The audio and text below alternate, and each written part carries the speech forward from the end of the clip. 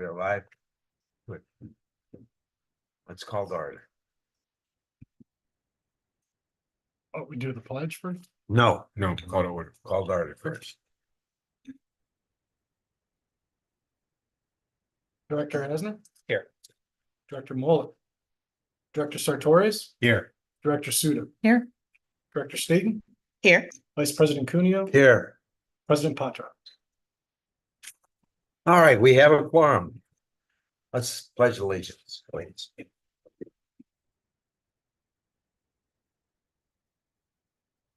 I pledge allegiance to the flag of the United States of America and to the republic for which it stands, one nation, under God, indivisible, with liberty and justice for all.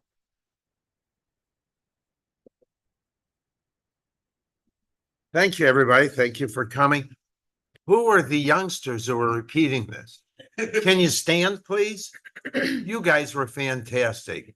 I want to thank you. You guys were good. Thanks. All right, we have a roll call. We have a quorum. Bridges staff recognition, please.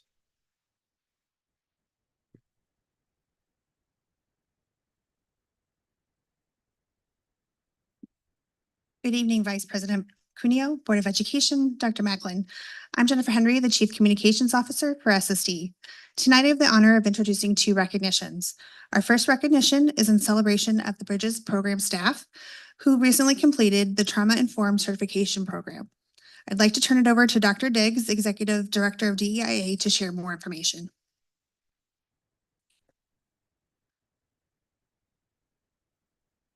Good evening, Board of Directors, Vice President Cuneo. It is my pleasure to be with you on this important and amazing day. It brings me great pleasure to shine a light on a group of passionate individuals who have developed and continued a profound relationship between our school district and the Missouri Baptist University. Last year, my Bridges staff made it very clear that they wanted to engage in some very deep and impactful learning, for their students. And with this knowledge, 11 people embarked on a journey in the pursuit of a trauma-informed educator certificate. This journey involved 12 credit hours of projects, assignments, articles, videos, and novels. But in addition to that, there were countless hours and days in which they were away from their own families. And so it brings me, again, great pleasure to celebrate them publicly, also with their families here in attendance. When I asked the staff for their thoughts on the impact of their learning, they said this. Jamie Ravalli shared this with me. She said, "The program has been a turning point in my teaching career. The information that I learned has changed the entire way I format my classes." She then goes on to say the program was amazing because of the amount of resources and the ways for which the teacher level staff can actually impact the lives of students who have experienced trauma. And she goes on to finish out her thoughts around being appreciative of this opportunity to engage in this work. Now, in order for us to do this, to be on this journey of deep learning, it takes an ally to do this. So I would like to introduce and bring towards the podium, if I may, the Missouri Baptist University Associate Dean of the School of Educational Leadership, Dr. Jane Brown, to share a few words. Thank you, Dr. Diggs. Superintendent Dr. Macklin, President of the Board, Mrs. Katie Patroff, Vice President Dan Cuneo, and Honorary Directors of the Special School District Board of Education. Thank you for so many things. First, for accepting the formal invitation from Missouri Baptist through our Educator Savings Program to collaborate between K through 12 and higher education in order to provide opportunities for access to MBU graduate programs, certification courses, and pathways for certificates, promoting specific areas of expertise for both your faculty and for your staff. Thank you for not only knowing the importance of supporting professional learning for your employees, but acting on this to provide a myriad of opportunities to be available for your faculty and staff to grow and develop as professionals in order to meet the needs of the exceptional students that your district serves throughout St. Louis County. Thank you for being willing to innovate and to support this school or program-wide initiative with Bridges of a collaborative team working as one to grow and learn together for an identified goal to serve the students with high incidences of trauma. Thank you, Dr. Diggs, for sticking with these teachers and teaming so professionally with Missouri Baptist in order to make the details and behind the scene of all of this happen. My hope is that through this successful collaboration, these employees have been honored tonight, have grown together in their shared knowledge as trauma-informed educators, have conversed about what is applicable and best for their specific students, and more than anything else, their students will benefit not only this past year, but in this current year and in the future. They will benefit from their hard work. MBU is also pleased to report that we continue to serve many SSD employees with several other graduate degree programs, including Masters in Education, Special Education Director Certification, Psych Examiner Certification, and programs at the Ed Specialist and doctoral level. Finally, to the SSD Board of Education, thank you for your voluntary service, your time, and your commitment to support students with exceptionalities identified under IDEA in St. Louis County. Thank you. Thank you. Thank you, Dr. Brown. And just a few closing words before we hand over to culminate this experience. First, a few words from none other than our social worker, Vince Cefarelli. He said it beautifully. I want to thank the special school district and the board for allowing me to participate in this experience with Missouri Baptist University. I plan to use this information to benefit my students by teaching them the importance of executive functioning and social and emotional skills. And then none other than Dr. Kelly Crussell, principal of our Bridges School. She said, with this knowledge of needed knowledge around trauma, we can deeply impact our kids with strategies, and our staff can quickly implement this work in our place and space. So I just want to say thank you for this opportunity to be part of this experience with our team. So as I hand it over to Ms. Henry, in closing, all things are possible through unbounded support. All right. So if you're here from the Bridges program, please come forward. Let's grab a picture.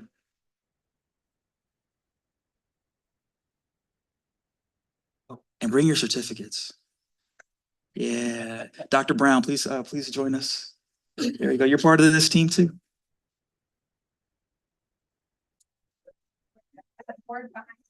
That sounds great. Thank you.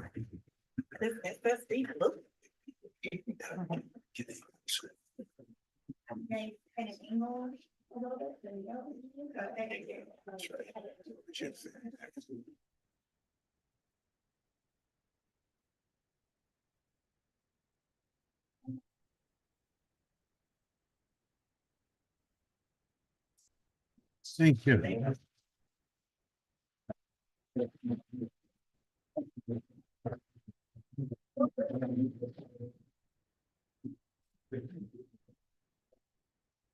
All righty. Next, we have the Kenny Mulder recognition. Before you do this,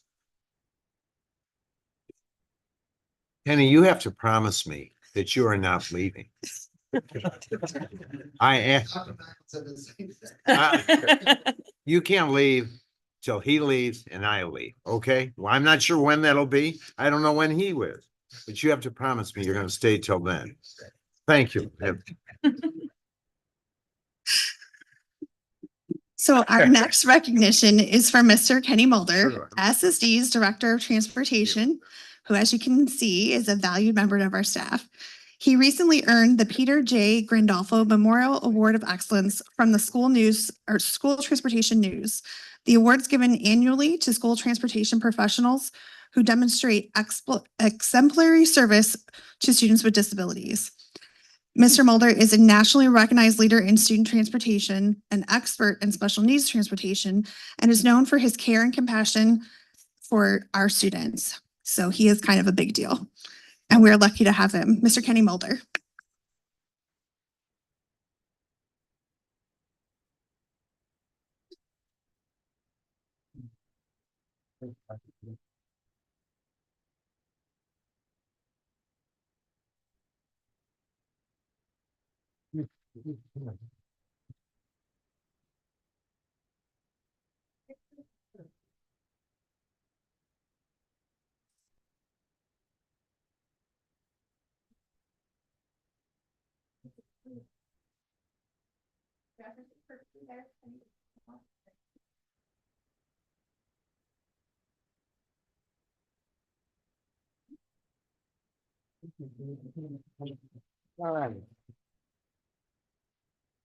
We have no public speakers tonight. Approval of agenda. Before we go to the approval agenda, I think we need to move out 7.10. Isn't that correct? I believe. From the consensual. We need to take it off the consensual item. Because we're gonna vote on it separately, if that's correct. We got the count? Yeah, Yeah, you can remove that. yeah. Would someone make a motion to the approval of consensual items with the exception of 7.10? We'll move that separately. That revised count. Is there a second? Second by Suda. Discussion? All in favor? Aye. All opposed? Motion carries. All right.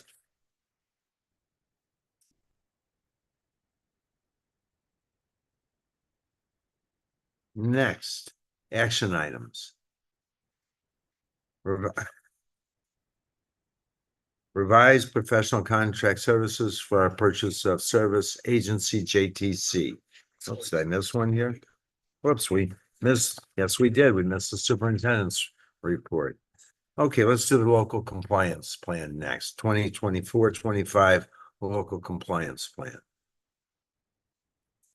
Before, do we need to do item number 4, approval of the agenda? I thought we did that with, we just moved it off. We modified it, but we didn't. Okay, someone wants approval of the agenda. So moved. Second. All in favor? Aye. All opposed? Motion carries. Okay, superintendent's report, 2024-25 local compliance plan. For real. For real, your turn. Good evening, Vice President Cuneo, Dr. Macklin, Directors of the Board of Education. I'm Susan Henry. I'm the Director of Compliance. So tonight I'm here to speak to you about our local compliance plan and our general assurance document. Kind of an interesting year this year. First, here's my clicker. The Individuals with Disabilities Education Act requires that states and school districts adopt policies and procedures for implementing IDEA to make sure that all of our practices and procedures are consistent with federal policies on providing special education. In order to meet these requirements, the Missouri Department of Education has developed the Missouri State Plan for Special Education. This outlines all the regulations that the state and Missouri school districts need to comply with to implement IDEA. In particular, there's a regulation, which is Regulation 15, that outlines the regulations for special school districts, of which we are one of 2 in the state. And we'll come back to that in a little bit. To meet federal and state requirements, DESE also requires that each school district adopt a local compliance plan for implementing IDEA. And this local compliance plan is an abbreviated version of the state plan. It really is kind of a verbatim mini version of the state plan. And it must be approved by the Board of Education for each school district that provides special education. So a little note on districts that provide special education. All school districts in Missouri are required to find and identify students with disabilities that reside in their jurisdictions. Once they're found eligible, of course, we need to provide special education and related services, which are outlined in their IEPs. Now, in Missouri, where there are special school districts, the local public school district or those component districts that we call partner districts here in St. Louis County can provide some of those special education services themselves. And here in St. Louis County, there are some school districts that have decided to provide their own special education for early childhood special ed. So we provide those early childhood special education services in 13 of the districts, and the remainder, those districts do it themselves. They also have to adopt a local compliance plan just for their early childhood special education that they're providing. So since we are working with our component districts, we do need to outline what our joint and shared responsibilities are going to be and what our separate responsibilities are going to be. So that Regulation 15 of the state plan outlines what those joint and separate compliance responsibilities are going to be. And they require us to have a general assurance document that are really going to detail what those requirements are and that our component districts then agree to those assurances. So within that general assurance document, it outlines all the areas of special education that we work through, from child find through evaluation, IEPs, resources, how we're going to share things and how we're going to, how the partner districts are going to ensure that they're sharing those resources. And they break down those compliance areas into three types. There's direct compliance, where each school district is going to have their own responsibility separately to be compliant with the with IDEA. There's also then areas of joint compliance where we have to work together and cooperate to ensure that we're implementing the regulations. And then there's areas of separate compliance where each district has their, they're both at the same time responsible for some things. And that's things, one example is FERPA. So in order to comply with regulations related to student privacy and their educational records, both component districts have responsibilities and we have responsibilities. So that's an example of that. So in that blue box, there's some examples of where the partner districts and SSD have some areas of joint compliance responsibility. So child find, ensuring that parents and guardians have the opportunity to examine records, participation in IEPs, allocation of resources, that sort of thing. So just kind of in a nutshell, if you wanted to see a visual of how this breaks down, of course, in that larger bubble, you have IDEA statute and the regulations, which then distills down to our Missouri state plan, the statutes here in Missouri, our standards and indicators, which we use to monitor compliance, and then our local compliance plan. And then for us at the special school district level, we also have that general assurance document that we share with our partner districts. So this year is a little unusual. Usually DESE makes changes to the state plan. That's usually on an annual basis. And when we have a local compliance plan, we need to make corresponding changes to that plan. That change process is really a months-long process. DESE will post the changes that they're proposing. They'll give the public an opportunity to comment on them. They'll then come back with what they've agreed to change or what they're going to modify. And then ultimately, they'll let us know that the changes are final. That's usually somewhere from July 1st to July 31st. It's kind of a toss-up every year. And then once they notify us of those changes, we need to change our local compliance plan if we need to, the general assurance document, and then we need to bring it to you for approval and submit it to DESE by October 1st. Now, this year is unusual because DESE did not make any changes to the state plan. And when that happens, there's nothing for you to approve. There's no corresponding changes that we need to make to our local compliance plan. However, in preparing for this, we did come up with a few things thanks to Director Suda's eagle eye. So as I mentioned, our local compliance plan really is a verbatim version of DESE's local compliance plan. They provide a model for us that we can adopt. And we do that, and we do adopt it verbatim. So there were two typos that we did not notice. So DESE's been notified of those so that they can make the change in their model plan. So thank you, Director Suda. Sure. The other thing that Director Suda identified were, it's in the local compliance plan section pertaining to early childhood fiscal responsibilities and the capital threshold for equipment, which is still listed as $1,000. And apparently there was a state law that was passed that increased that to $5,000. So DESE rolled out a memo in May notifying districts of that. However, all of the fiscal guidance documents pertaining to early childhood grants and their fiscal responsibilities and the Missouri state plan still say $1,000. So once those documents get changed, I anticipate DESE will make those changes to the state plan this year. Then I'll come back to you next year and those changes will be in there and I'll be asking you for approval. And then last, Dr. Cuneo, you'll be happy to hear this. We have also incorporated some language into the partnership agreements related to the local compliance plan so that our partner districts and the governing council will see that connection with the compliance components. So Thank you for you're that. welcome. Thank Yeah. you for that. Any Any questions? questions? I just have, why don't you think they made any changes this year? They seem to make changes every year. Yeah, it does seem, they've gotten smaller, the changes have gotten more minor, or they've been very specific to Missouri. They've been more related to the section pertaining to position requirements. A lot with our teachers of the visually impaired, they've made some changes there.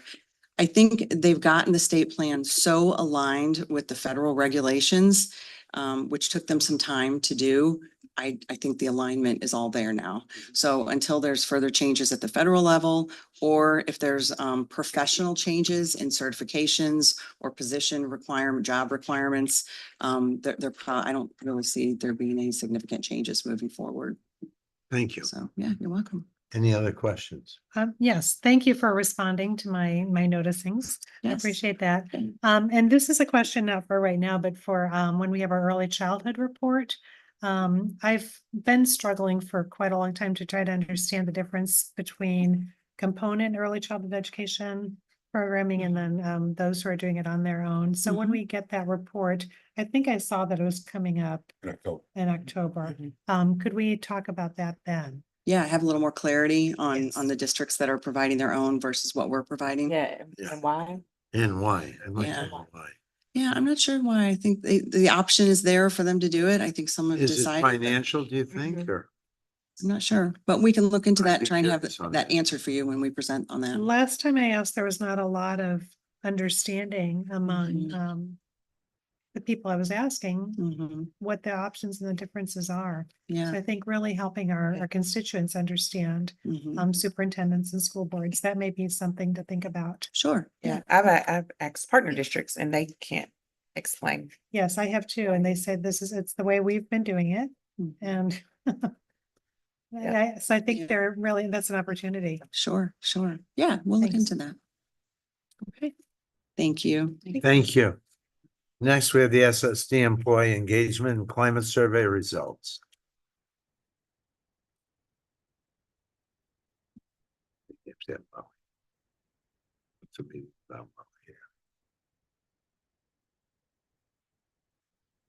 Good evening, Director Cuneo, Dr. Macklin, Board of Directors. My name is Molly Bolton, and I am the Chief of Teaching, Learning, and Accountability. And with me this evening, I have Jennifer Henry, who is the Chief Communications Officer.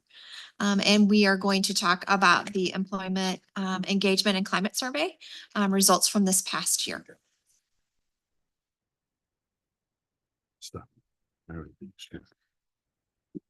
So as a reminder about our survey, we're in our second year utilizing Panorama for Education as our survey platform. They're a third party that conducts the survey for us. It's completely confidential and it's available to all of our staff.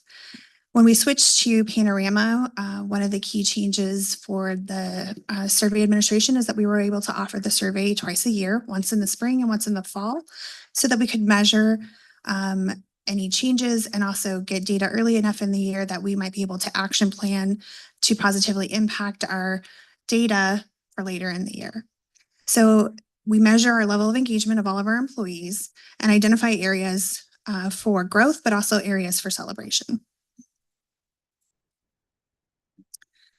So overall engagement is comprised of these following areas. So these are sections on the survey that have questions identified, and then they are on a Likert scale, but we also have some free response questions that we do some analysis on to get some additional feedback. And these are the same engagement areas that we've been measuring for the last several years. Our overall survey participation is pretty steady compared to last year. And one key change from last year, when we implemented this survey platform, they recommended just doing our teachers as a group and staff as a group.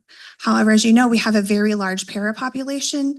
And what we found last year when we didn't measure that group on its own, as we had in previous years, we were left asking a lot of questions about that particular group. So this year we split it back out so that we had a para survey, teacher survey, and then our general staff survey.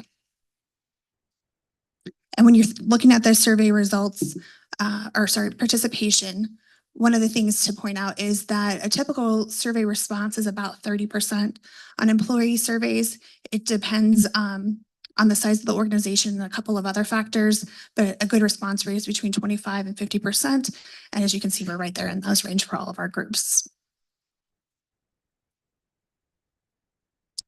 So when we're looking at our data, overall 75.3% of our teachers and staff, so teachers, pairs, and staff are rated as engaged. When you think about that in terms of other groups, 39% of staff nationwide are engaged, 26% of employees in general nationwide are engaged, and 20% are globally engaged. And so at 75.3%, we're doing pretty good.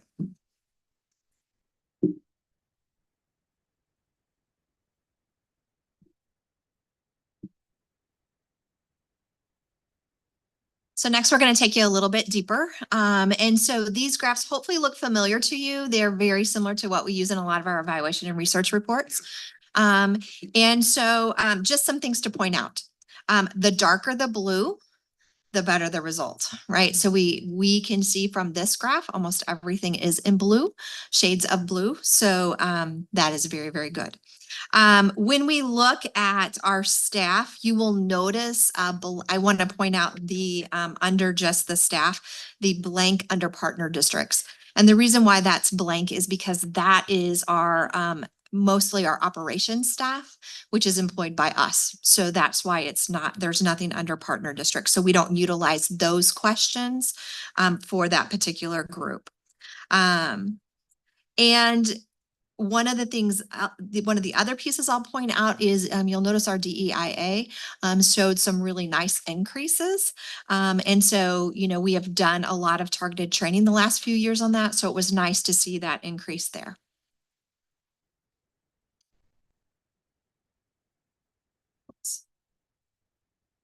All right, on this next slide here, what you're going to see is a couple of breakdowns here.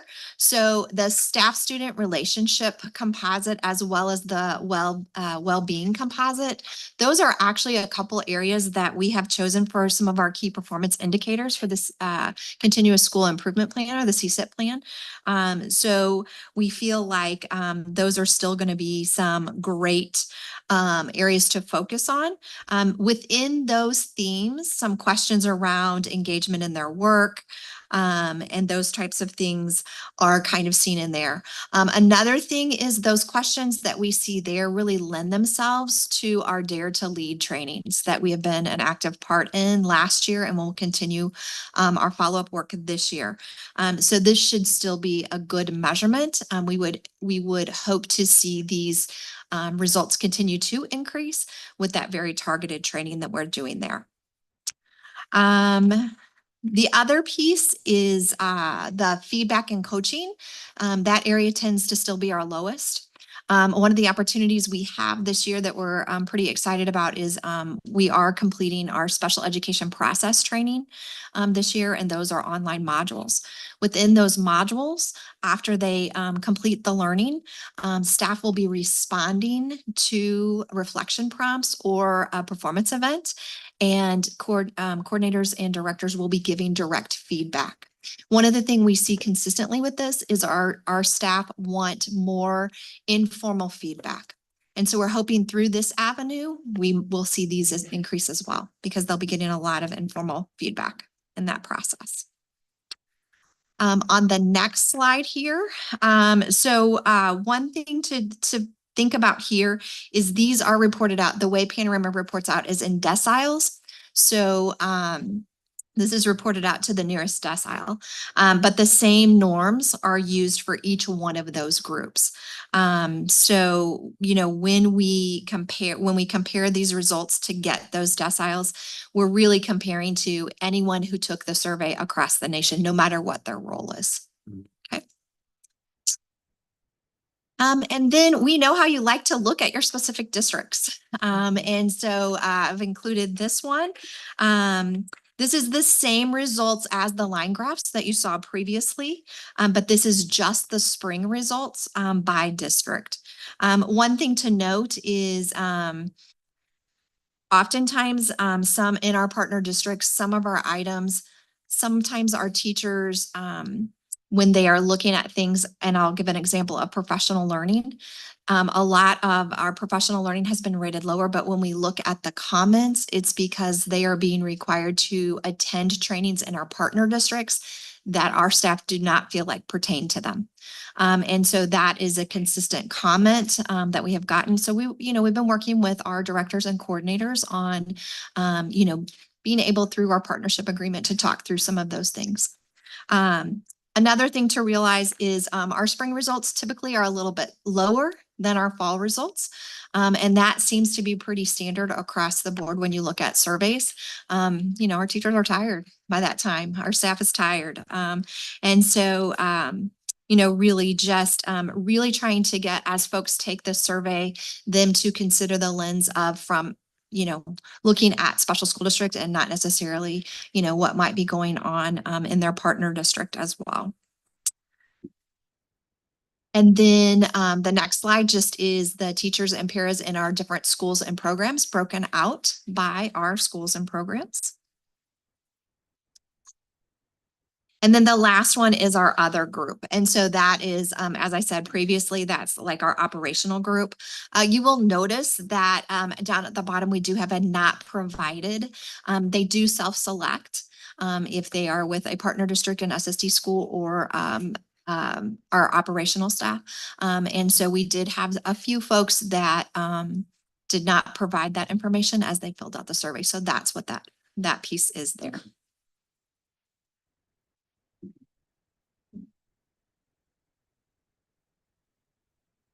One of the open questions that we had on the survey was about well-being. So one of the things we wanted to make sure we were focusing on is how can we better support our staff and their well-being. So worked with our evaluation research team to analyze these results of all of the answers that were provided.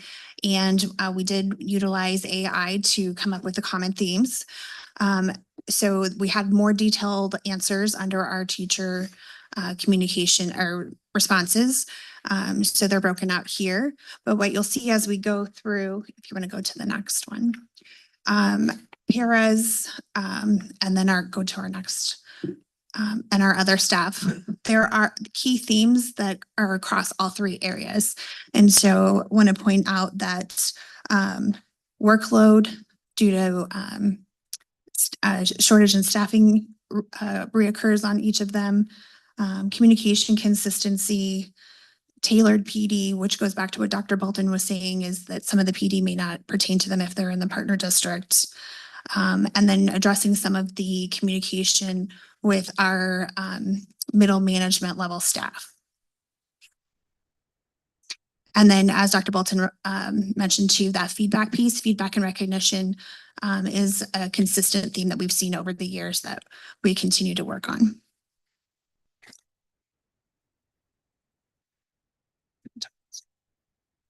So our next steps, this past June, we did dig into these results. We did a training with our administrators, and they were able to dig into their district specific information.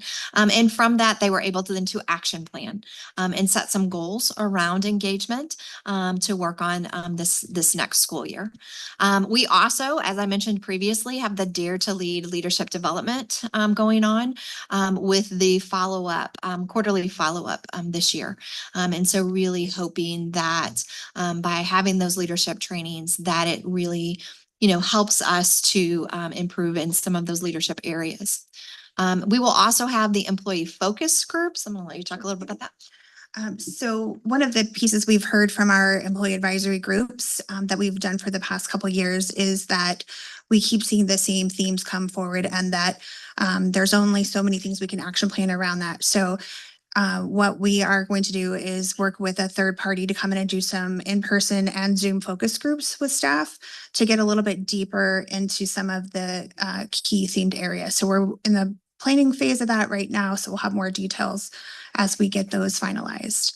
And then another key thing that we wanted to highlight is around that well-being piece.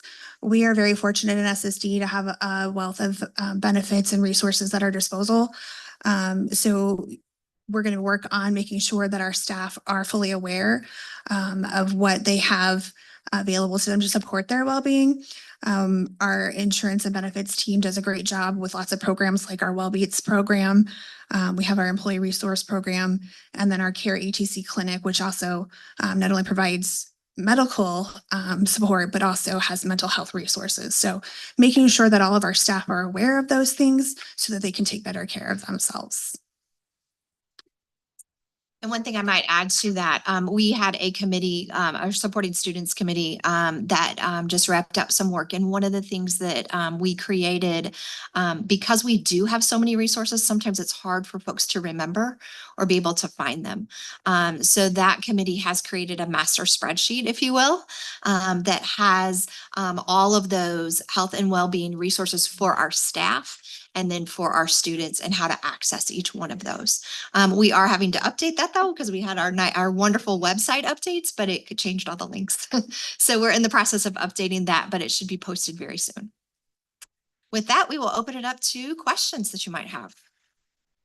Questions, anyone?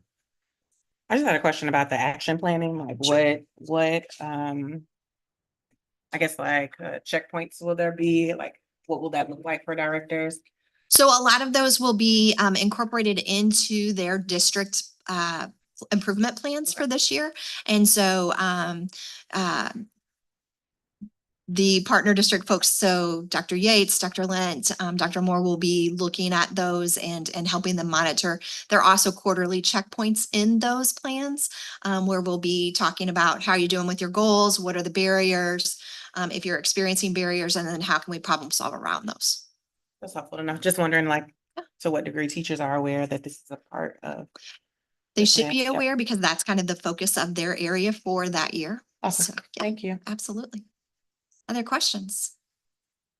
I have a question. I'm kind of looking at the teachers in the different districts, Yes. and I'm seeing that there's some concerns in some districts.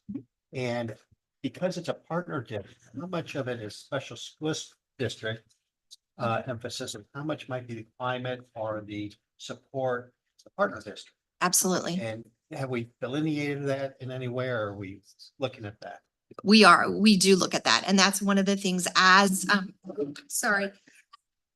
we have folks digging into this data. Those are some of the questions that they will ask and then dig deeper into with our staff. We do know from the comments that sometimes folks are considering that partner district in their response as opposed to just their SSD supports.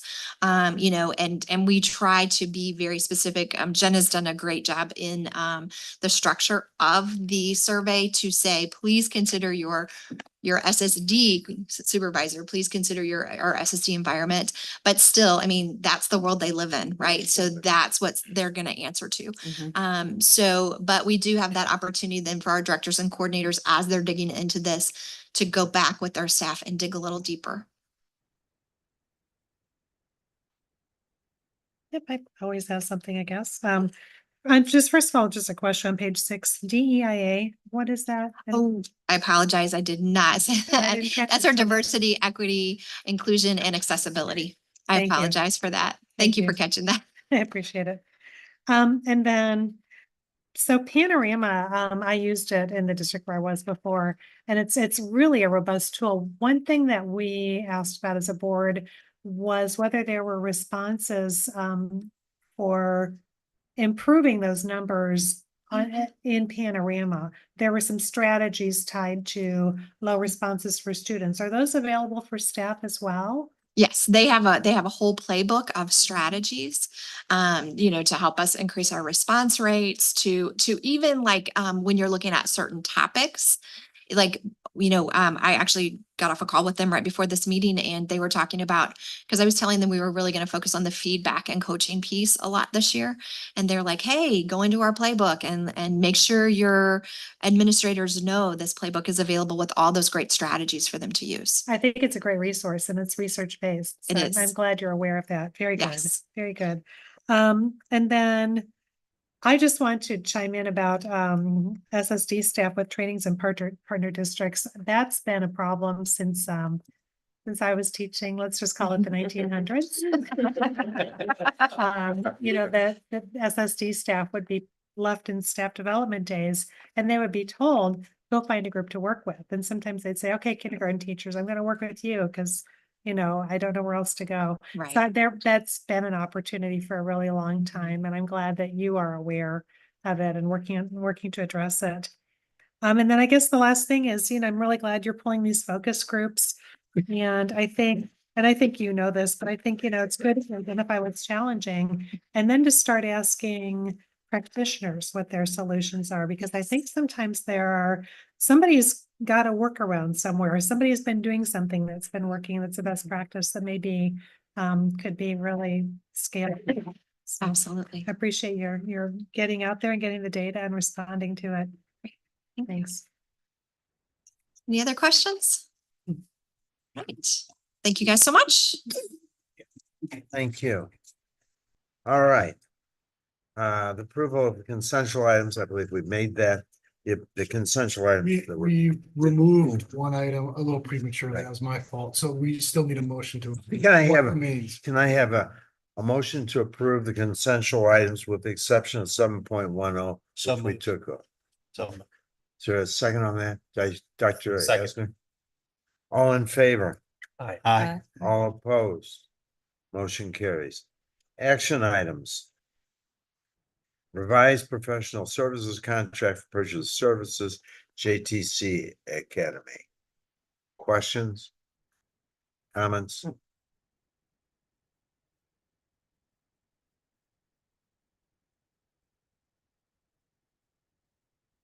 All right, so everybody have a motion to approve. Motion by Suda. Second. All in favor? Aye. Aye. All opposed? Motion carried. 8.02, annual approval of conflict of interest policies. We'll put that on so everybody have a chance to look at it separately. I believe, Dr. Asner, you had asked for that specifically when we were going through that as a policy. Motion. That's something I would do. No, I thought that's great. Motion to approve. Motion by Suda. Second. Comments, discussion. Yeah, I believe we need to approve this annually so that we can file a conflict of interest statement with the Missouri Ethics Committee Correct. Commission. When this needs to come in front of us once a year so that we have it on record as being approved. Yep. So we can fill out the short form. All right, I'd like to do the short.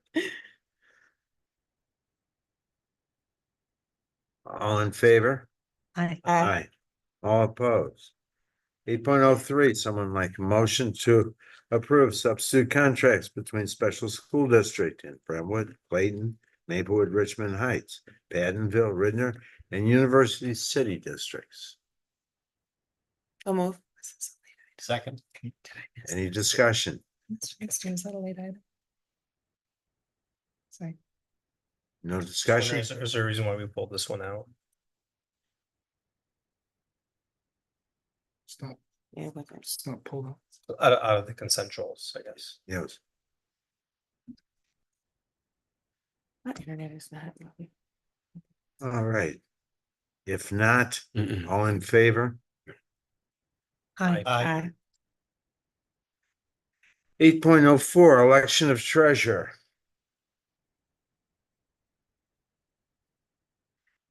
Someone make a motion to approve. I'm still aware. I'm having trouble getting my- Board docs. Yeah, so Yeah, board is it docs. internet or No, I board think it's doc? board docs. Oh, we're all stuck. Yeah. There we go. I'd like to make a motion to nominate Cindy Rowman for treasurer of the Board of Education. I'll second it. All in favor? Aye. All opposed? Motion carries. Congratulations, Cindy. I can see that you're very excited. And it's very appropriate that you're wearing green tonight. Yes. I thought that was very appropriate. Yes. Much better. Okay.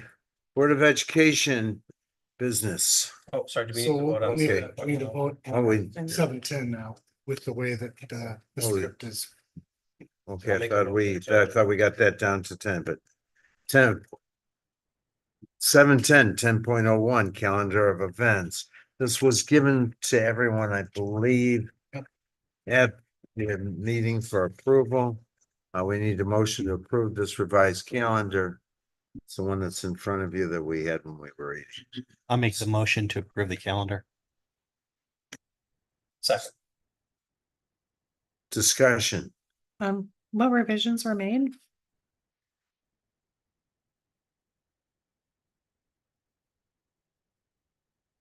On the calendar that you're looking at, we had too many days that made our staff work outside of their contract.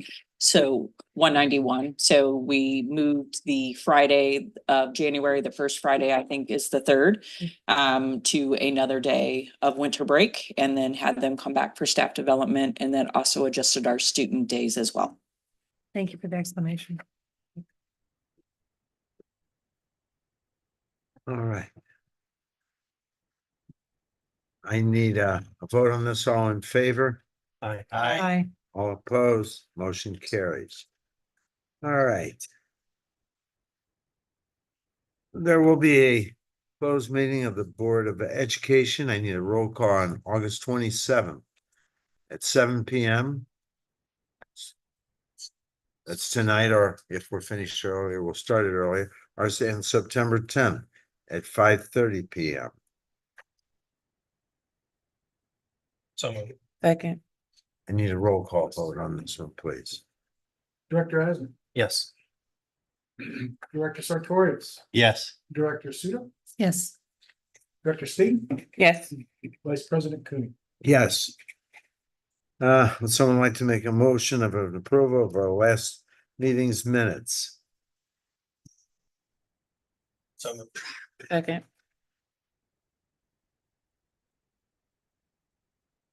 All in favor? Aye. Aye. All opposed? Motion carries. The following items were approved during the executive meeting on July 23rd, 2024. Employments, resignations, retirements, salary adjustments, and extra duty pay. 2 contract releases, 1 settlement authority. The following items were approved during the August 13th, 2024 meeting. In this executive meeting, that was the employment resignations, retirements, salary adjustments, and extra duty pay, 2 agreements, and the superintendent's 24-25 goals. Next, board communications. Does anyone want to say or anything about the board communications? You want to talk about? Yeah, I was just gonna say, that the feedback from convocation was phenomenal. I wasn't there, but I literally I don't know how many times y'all put our pictures up, but I was absolutely being stopped at random places saying, "Oh my gosh, thanks for your service. Convocation was amazing." I was like, okay.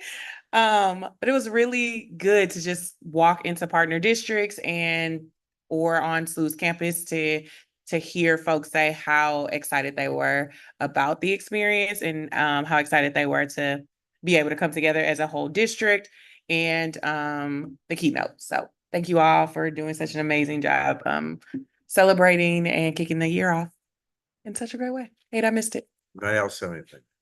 I want to just say I had an opportunity to attend the first Parent Advisory Council meeting.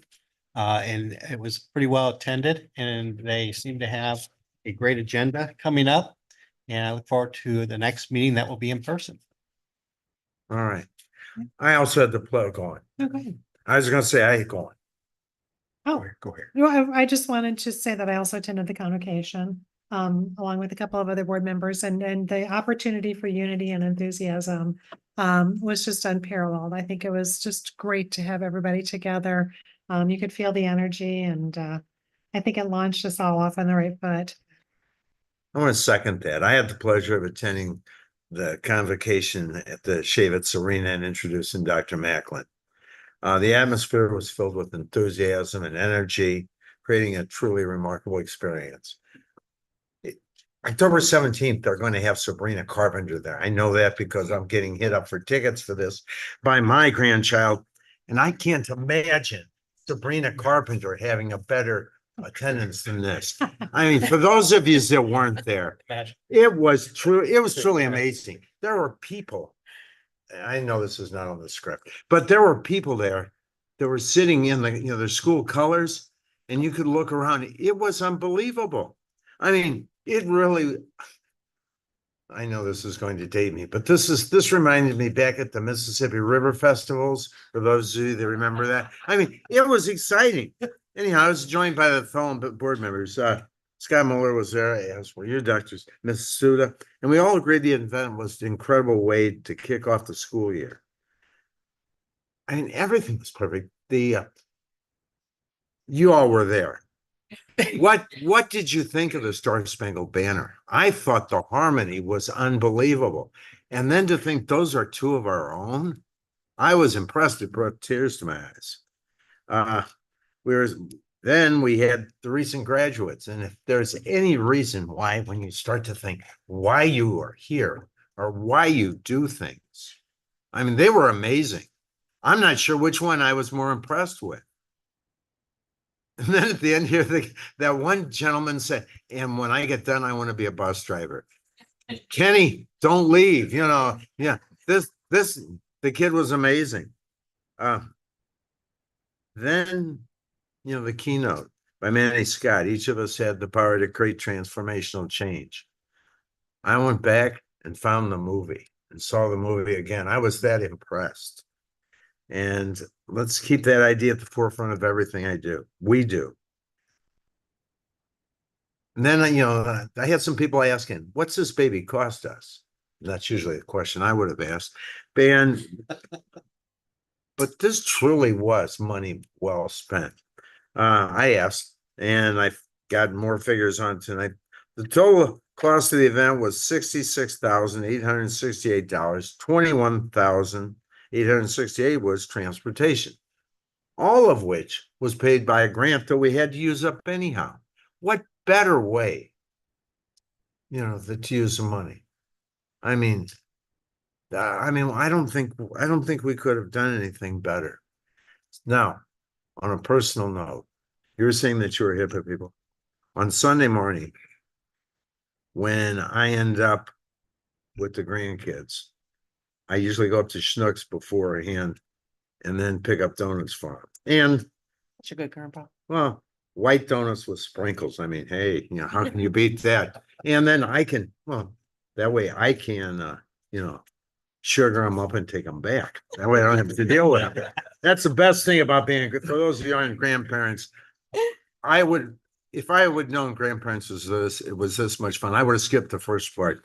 But anyhow, when I was there, I'm in line looking at the sprinkles and getting my white donuts and putting them in the box and doing the right thing, getting the little piece of paper because you can't touch the donuts beforehand.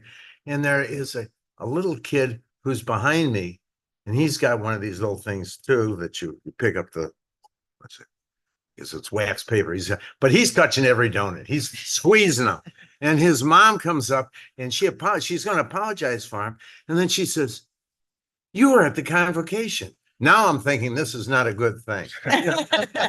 This is not, I try to stay under the radar with this. And I say, yeah, yes, I was. She says, "You're on the board." Now I'm a little scared. I'm thinking, I don't know what I'm going to hear next. I've been with the district since 2007. We have never done that. Why can't we do this every year? That sold me. I remember, I guess it was 2002, 2003, we did it at Queenie Park. And I think that's the last time we did it. This is the type of stuff we need to do every year. It brought everybody together. It fired everybody up. Hey, I'm gung ho. I think we should do it again next year. At least think about doing it next year.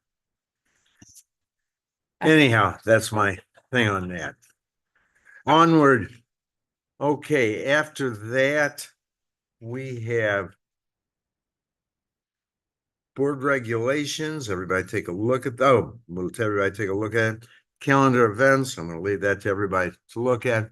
Would someone like to make a motion to adjourn? So move. Second. All in favor? Aye. All opposed? Motion carries. Why don't we take 5 minutes, then we'll go back into executive session.